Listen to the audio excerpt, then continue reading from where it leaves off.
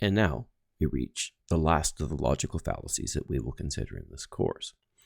This one's called the slippery slope, also known as absurd extrapolation. And this is one that we do encounter quite frequently in our climate negotiation work, and it can be a difficult one to manage as well, because people are emotionally attached to their slippery slope arguments, and so we have to manage that with a certain amount of tact. In this lesson, we will gain familiarity with the slippery slope, recognize how and where it can crop up in our climate negotiation work, and then finally develop an understanding of what to do about it. So what exactly is the slippery slope argument? Typically we see this as an argument to reject a particular action because if we take that action, it will cause a chain reaction leading to an undesirable end. Now, what it does is it demands that we accept a chain of events without any direct evidence of those events. So we're asked to believe that an idea or action will cause an unavoidable event and that that ending event will be terrible, absolutely terrible. Since the last step is so unbearable, the arguer will say, don't even bother taking the first step. And here's an example that I have seen quite frequently in my climate negotiation work.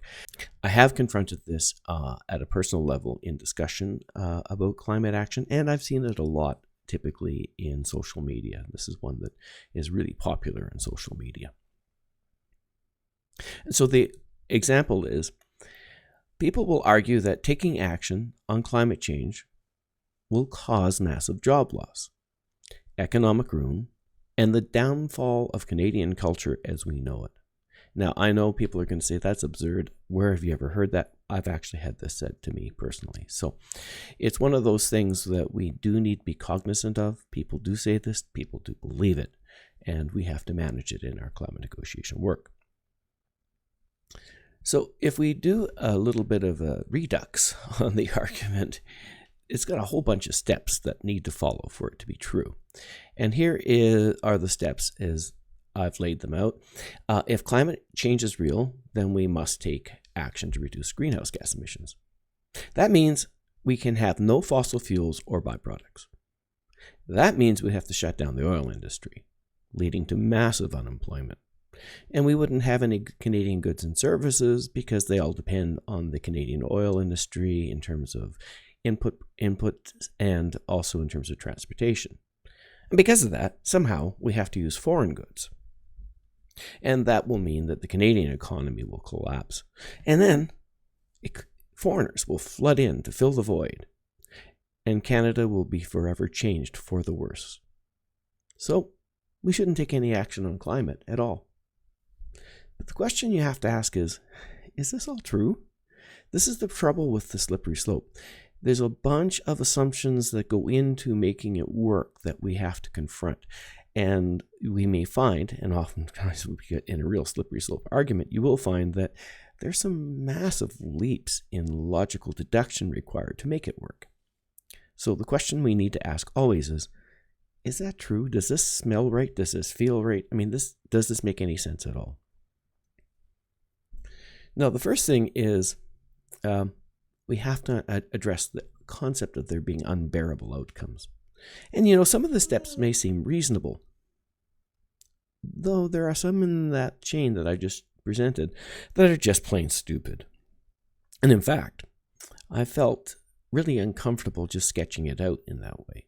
However, as we'll see in a moment or two, I've actually been told these things, and people actually do believe them. But the fact that it makes me uncomfortable is the point, because the slippery slope paints a very grim picture of a really uncomfortable outcome that we have to avoid at all costs. So let's go back and take a look at the steps in the slippery slope that I painted here. So the first step is we have to reduce greenhouse gas emissions, which I think is actually true. We have to manage our greenhouse gas emissions. That's truth. Now, the next step is no fossil fuels or byproducts. Well, that's partially true because we will have to reduce and become more efficient in the way we use oil-based products. So we do have to be more efficient. That doesn't necessarily mean there will be no oil industry. It means that it will be a different oil industry. But now the argument goes on and says, well, because we don't need these fossil fuels, we'll shut down the oil industry. And as I said, that's not quite true. We will actually need to transition to a new energy, a new way of doing things. And there will be a demand for oil and other fossil fuels in transition. That's just the way it's going to be. There is no way around that in terms of pure scientific analysis. But let's just say we've done that. We shut down the oil industry, so we're going to have massive unemployment. Because, for every job we lose in the oil industry, no job is going to be replaced. Now, that's not quite true. We do know that as economies evolve, people will go on to new positions, new work. And yeah, some of the training, some of the background that people have in oil may not be relevant in the new economy. Just like somebody who was a manual weaver was replaced when the British economy transited to mechanized weaving. Now, I'm not saying that people who work in the oil industry are redundant. I'm saying that things are changing, and they're always changing. So we need to recognize that change is normal.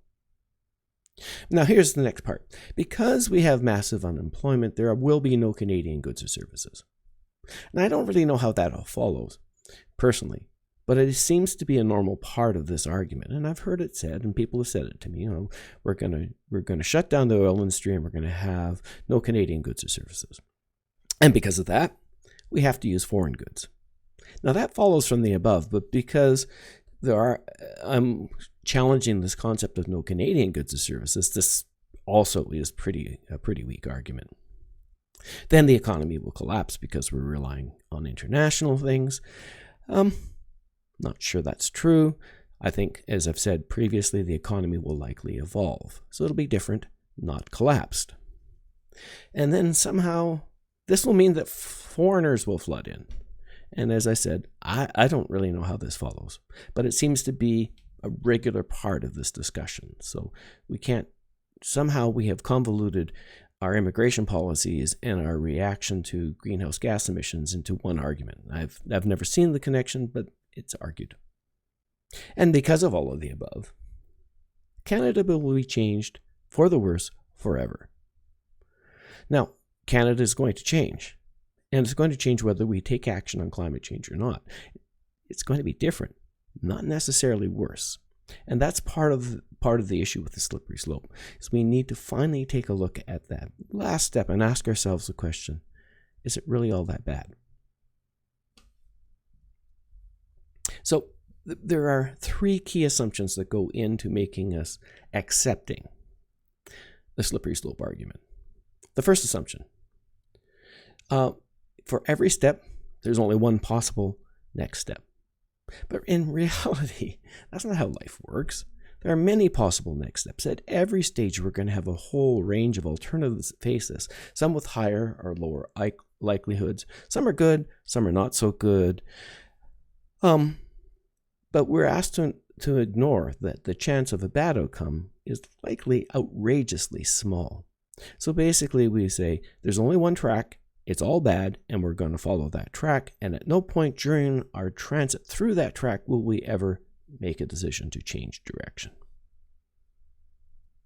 Now the second assumption is that we have no control.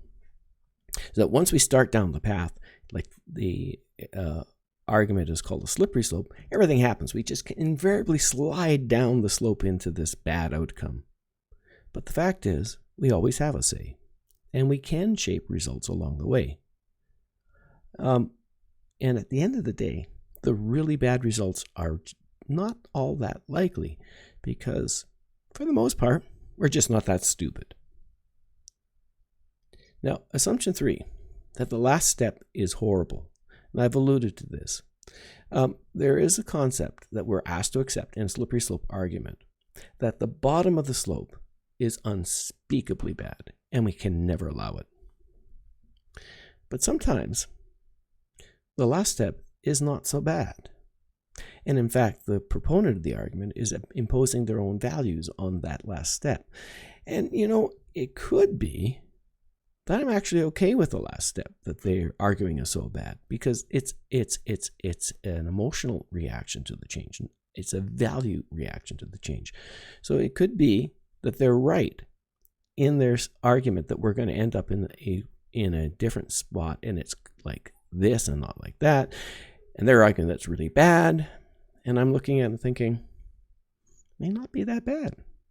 And in fact, especially with climate change, it may be unavoidable. I mean, we are, because of climate change, going to see a change in the way the economy works. That's happening already. It's going to carry on, no matter what we do to respond to it. So it's going to happen.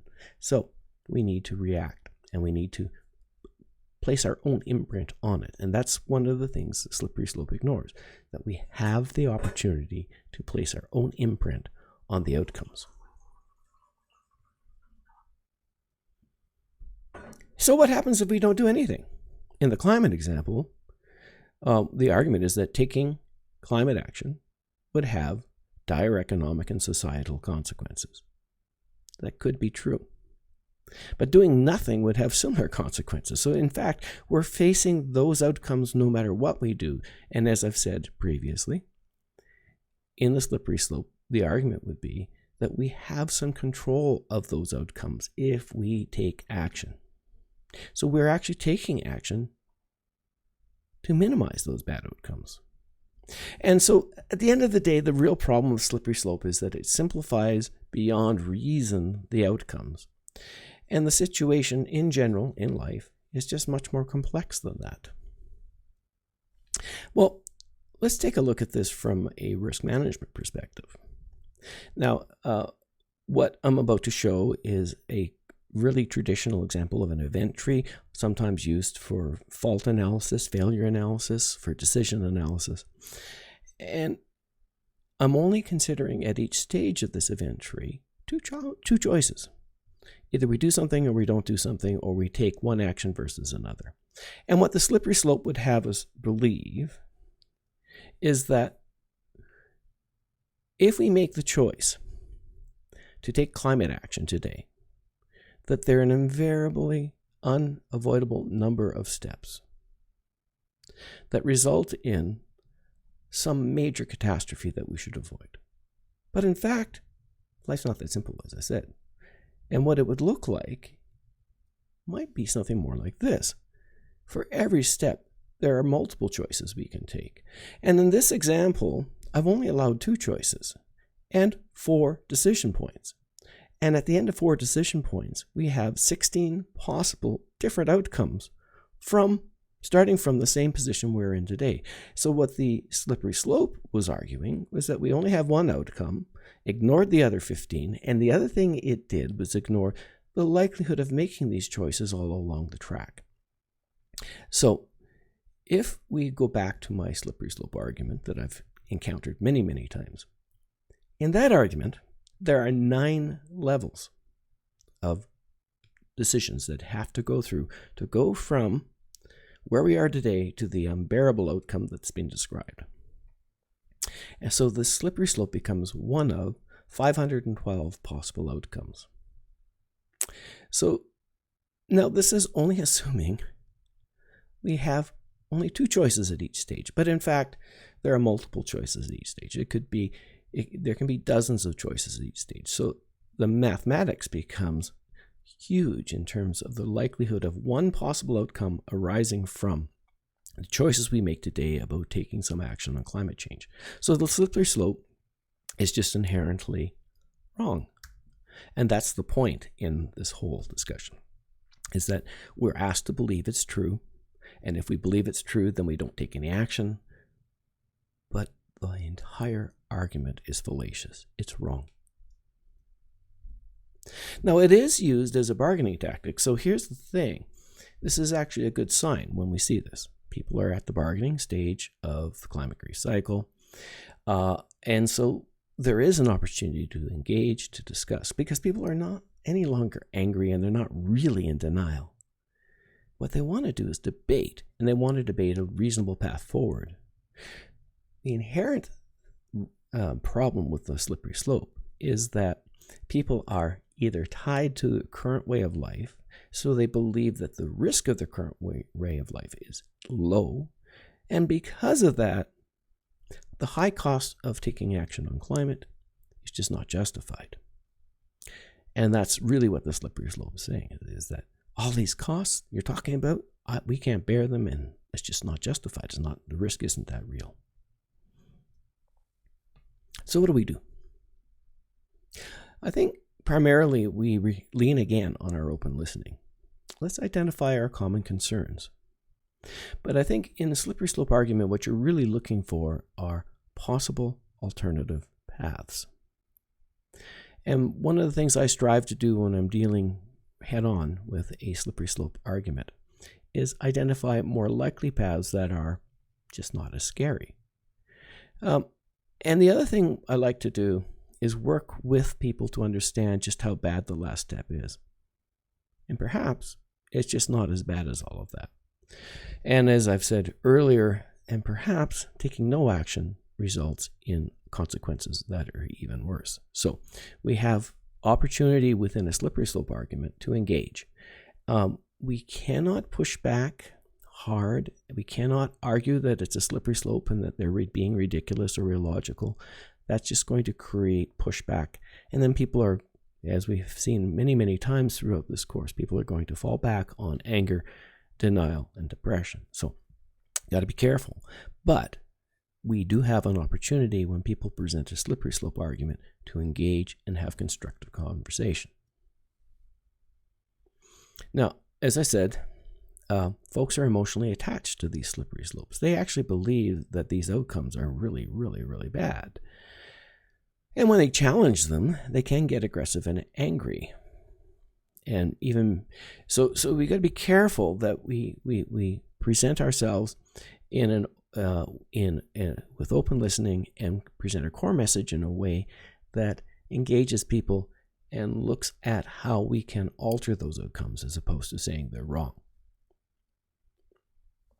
Now, the other thing about slippery slope I've noted, and I came across this in my research for this lesson, is that even making up an example can spark ugly pushback. And I saw this in a number of cases where I viewed some video online where folks had created a couple of examples around slippery slope that involved some religious arguments. And they cited the example as an example to talk academically about what a slippery slope is. And in the commentary that followed, in the comment section, folks got really aggressively angry, and there was a lot of ugly, ugly comments back and forth, name-calling, blaming, ad hominem, all of the ugliness you can imagine you'd see on social media. And the example wasn't cited as a point of debate. It was cited as an example of how slippery slope is used. And it evolved into this ugly pushback. Now, that's important because, as I said, folks are emotionally attached to their slippery slopes. And by citing an example that sparked off one of those emotional responses, we got into some really nasty, nasty internet behavior. And when people do that, then once again, we're back into denial and we have to start all over again. So we're really trying to avoid that particular outcome. So we have some do's and don'ts. I really encourage you to lean on your open listening in dealing with slippery slope arguments, and you have to be patient.